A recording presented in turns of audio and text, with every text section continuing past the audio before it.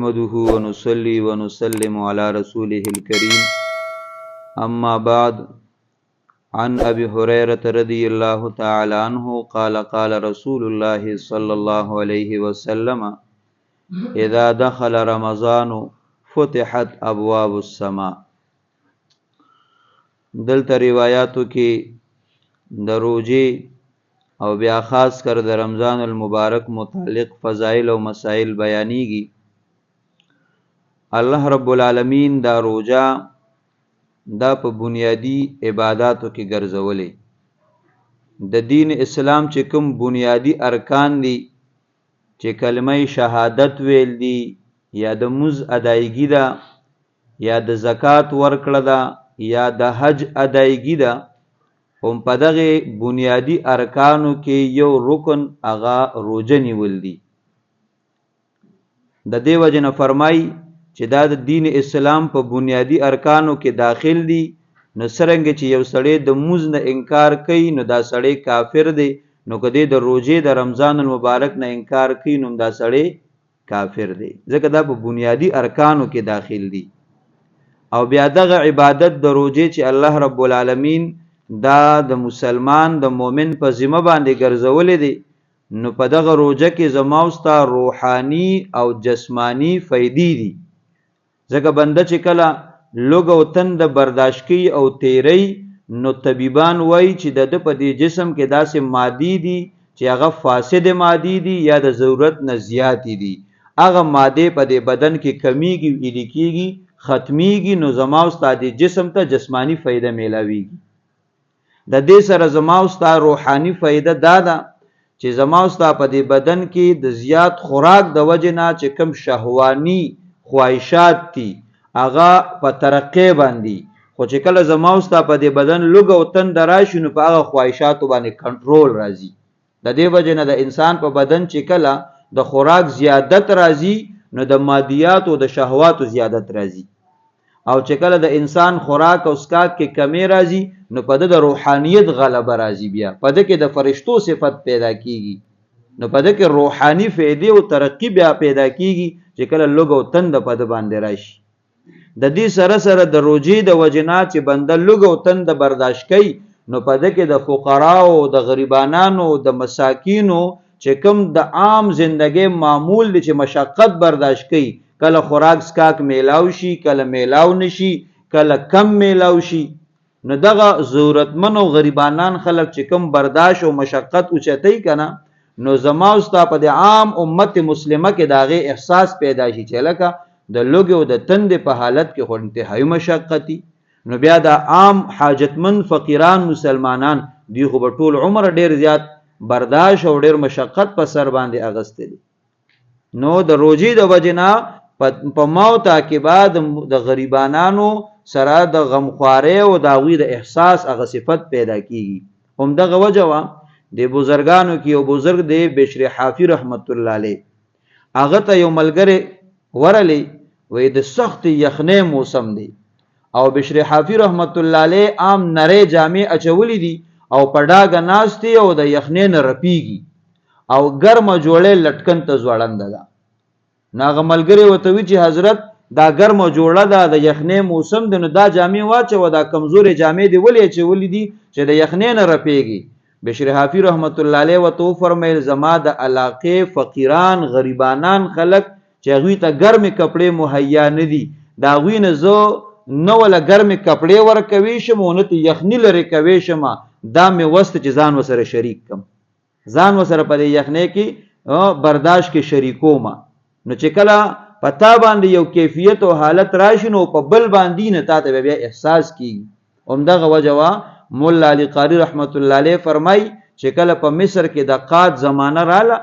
نو یوسف علی السلام باوجود د دې چې د بادشاہت ذمہواری سنبال کړي دا او ټول حکومت دغه په تحت او انډر کې دی، خدایي باوجود به یوسف علی السلام ډیر خوراک نه کو، بس معمولی خوراک په وکړو چې بنده په نه موړ شوی دی او نه د لوګي کیفیت دی، ولې دا لوګ خوراک په ولې کو باوجود د دې چې خزانه دغه سره دی، د حکومت ذمہواری اغي ته حواله ده. خو یوسف علی السلام بیا هم د لوګي کیفیت او حالت تزان نږدې پریدي چې په ما کې د نورو خلکو احساسي چې لکه لږو تندم څه ته ویل کېږي. نو کله خوراک کړي او کله خوراک ترک کړي، نو په انسان کې دغه احساس پکار دی او د روجي په وجه باندې ماوتا کې دغه احساس پیدا شي چې د عام مسلمانان چې کم فقیران او مسکینان دي په عام معمول سره هغه ته پوره خوراک مهیا نه دی، هغه په څومره درد او تکلیف کی. نو په دې روزه کې زما او ستا بدني فائدې دي، روحاني فائدې دي، دغه رنګ د عام معاشره د عام افرادو درد او فکر ماوتا سره پیدا کیږي. د دې وجه نه تدام ذکر کوي چې کله ته لوګ او تند برداشت کې نو پتا کې هغه جسمانی او جذبه او قوت پیدا کیږي که ته چرته په میدان کاریزار کې د دین اسلام د پاره ودرېږي او تا ته خوراک او اسکاک مهیا نه نو ته به بیا د میدان نه تختی ولې تا ټریننګ کړی دی، تا روزه نیولې ده او تا کې د برداشت ماده پیدا شوی. لکه شاه اسماعیل شهید رحمت الله علیه هغه چې کله د جهاد د پارزان تیارو نو شاګرد ته به درس ورکو، نو شاګرد به د دریاب په غاړه باندې ولاړو او شاه اسماعیل شهید رحمت الله علیه به دریاب ته ودانګل غوپه بشو بلا صحت په هغه وبو کې دن نو بیا به بار وروته شاګرد ته به سبق وي او بیا به وبو ته ودانګل. نو د مقابله د پاره ځان تیارو ټریننګ کو او دغه رنګ خپل به خپې په ګرم ازمکه باندې په کارجن ازمکه باندې به منډه والي توبه. نو خلق وته حیرانو چې دا دې دومره تکلیف ولې په سر باندې اخلي. دا د شاه صاحب رحمت الله علیه نظر په آینده زمانہ باندې چې د مسلمان مقابله راتلون کې د یا د هندو سره د یا د سیک سره ده هغه وخت بیا رالی. نو شاه اسماعیل شهید رحمت الله علیه ته وبم رکاوټ نو او ډول مقابله ته ځان رسول هغه ته بیا رکاوټ نو ولې مخکې نه ټریننګ کړو برداشت پکې پیدا شو. نو د روزې د وجنا بنده کې برداشت پیدا کی او دې سره سره الله پاک د آخرت نعمتونه ورکي، د آخرت خوشاله ورکي. فرمای ابو هريره رضی الله عنه فرمای چې جناب نبی کریم علیه الصلاۃ والسلام مبارک فرمایلی اذا دخل رمضان چې کله د رمضان المبارک میاش دا راشي داخل شي فتحت ابواب السماء د اسمان دروازې کولاو شي. بعض روایتو کې راغلي دي فتحت ابواب الرحمت د الله د مهرباني دروازې کولاو شي، د الله د رحمت نزول کیږي او په کثرت سره کیږي. او فرمای فتحت ابواب الجنه بعض روایتو کې راغلي د جنت دروازې کولاو شي. نو د الله رحمتونه نازلېږي او د جنت دروازې کولاو شي. نو یا خو د جنت دروازې کولاوېدل حقیقتا دی یا فرمای بنده ته د نیکو اعمالو توفیق میلاویږي او د نیکو اعمالو د وجه نه دی جنت ته ځي. نو د جنت دروازې د ته کولاو شي ولې د نیکو اعمالو توفیق میلاو شو د نیک اعمال کوي. بیا فرمای وغلقت ابواب جهنم د جهنم دروازې بند کړي شي. نبی کریم علیه الصلاۃ والسلام مبارک فرمای د جهنم دروازې بند کړي شي. وسلسله الشیاطین او شیطانان قید کړي شي. د شیطانانو چې کوم عام تسلط په دې مسلمانانو باندې وي هغه تسلط ختم شي. د دې وجه علما ذکر کوي چې بعضی روایتو کې راغلي دي چې دا واړه شیطانان نه بلکې مردۃ الجن چې کوم په جناتو کې سرکش دي د دوی هغه مشران دي. نو داسې به وایو چې د شیطانانو شیطانان دي، د شیطانانو شیطانان دي، اقا شیطانان هغه قید کړي شي.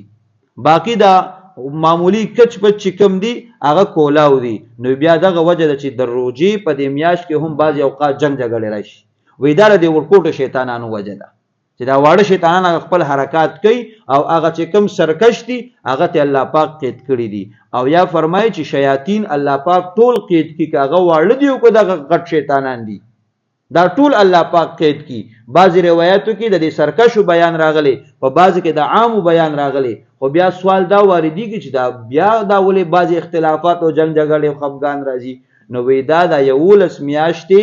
دغه شیاطینو په دغه معاشره کې د دې سره جون تیر شوی دی، په دوی خپل اثر او تسلط قائم کړو. نو اگر چې اوس هغه شیطانان په قید کړي او د هغه اثر د وجه نه بیا په دې کې هغه سناسو اثرات موجود دي. لکه اوس مثال پکې لګیدل د بجلی د وجه نه او کته بٹن واړو دا پکې بند کی